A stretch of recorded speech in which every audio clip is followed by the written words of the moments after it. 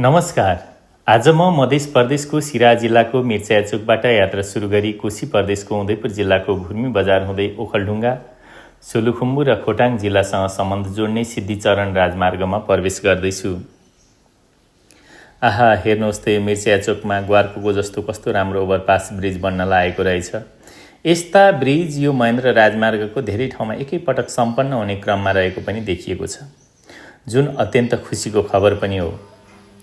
ओभरपास bridge बनेपछि अझ कति सुन्दर बन्ला यो मिर्चया बजार। उदयपुर जिल्लाको दक्षिणी भेगका बेलसुत, गनास एवं कटारी भेगका मानिसहरूको लागि अत्यन्त सहज र सुपथ मूल्यको बजारको रूपमा विगत लामो समयदेखि परिचित यो मिर्चया बजार हाल बिस्तारै बिस्तारै पहाडी भेग र बस्तीसँग सम्बन्ध टुटाउँदै गएको जस्तो अनुभूति हुन थालेको छ, जसको प्रमुख कारण यातायातको साधन र सुविधा घट्दै जानु र कटारी भेगमा अन्य राजमार्गको सीधा सम्पर्क बढ्नु पनि हो।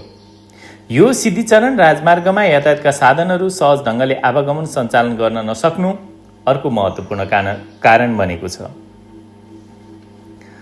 अझ कतिपय त मिर्चया कटारीको बाटो अत्यन्त जोखिमपूर्ण छ भन्ने भ्रम रहेको पनि हुनसक्छ, तर हाल मिर्चया कटारी सडक खण्डको केही खण्डमा समस्या देखिए पनि लगभग स्तरीय ढङ्गले सडक निर्माण सम्पन्न हुने क्रममा रहेको पाइएको छ।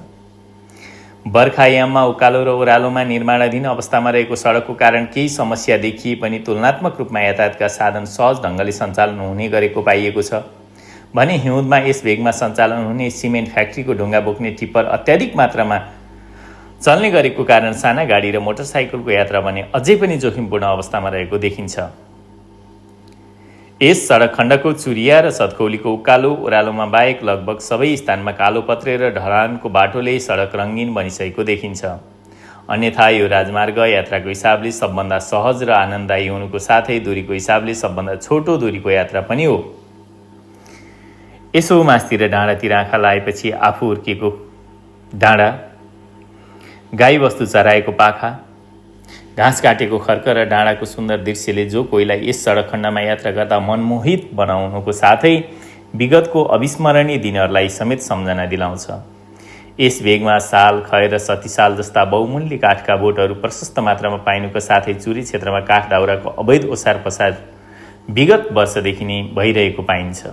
अत चुरे र यस आसपासका प्राकृतिक स्रोतको अत्याधिक दोहनले गर्दा पानीका मुहानहरू सुक्ने, आसपासका कल, इनार र खोलाहरू सुक्दै गएको समेत देखिन्छ। अन्नको भण्डार भनेर चिनिने मधेस र भित्री मधेसमा नै सिँचाइको अभावले गर्दा खेतीपाती गर्न समेत कठिनाई भएको हुँदा चुरे र आसपासका वन जङ्गल संरक्षण गर्न सबैलाई हार्दिक अनुरोध पनि गर्दछु। प्रकृतिले सिँगारेको सुन्दर पाटा, हरियाली डाँडा, वन जङ्गलको बिचमा रहेको सुन्दर बस्ती, खोला खोल्सी, पशुपन्छीको गुन्जन छिचोल्दै केही पर पुगेपछि स्वर्ग जस्तै सुन्दर गाउँ र बस्ती देख्न पाइन्छ। हो, त्यही बस्तीमा हाम्रा पिता पुर्खाले आर्जन गरेको एउटा कुटी छ, जहाँ हामी जहाँ जस्तो ठाउँमा पुगे पनि जस्तो भए पनि आफ्नो कुटी केन्द्रित भएर फर्कन्छौँ। जसरी चराले गुण खोज्दै फर्किन्छ, जसरी जनावरले आफ्नो ओडार खोज्दै भौतारिन्छ, त्यसै गरी यो कुटीमा सदैव हरियाली छाओस्, गाउँ फर्कने रहर सबै साथीहरूलाई जागोस्।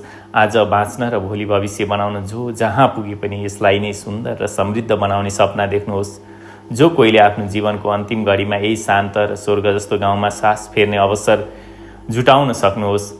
अब म बेलसुत चोक आइपुगेको छु। यो चोकले यहाँ मात्र होइन, कालीखोला, चौफाल, तिमनाई, सिस्नेरी, खसीबास मात्र होइन, सिन्धुली जिल्लाको धनसरी, मैनीटाँडी जस्ता विभिन्न गाउँहरूसँग अन्योन्याश्रित सम्बन्ध गाँसेको छ। त्यसैले लभ यु बेलसुत। थ्याङ्क यू, धन्यवाद।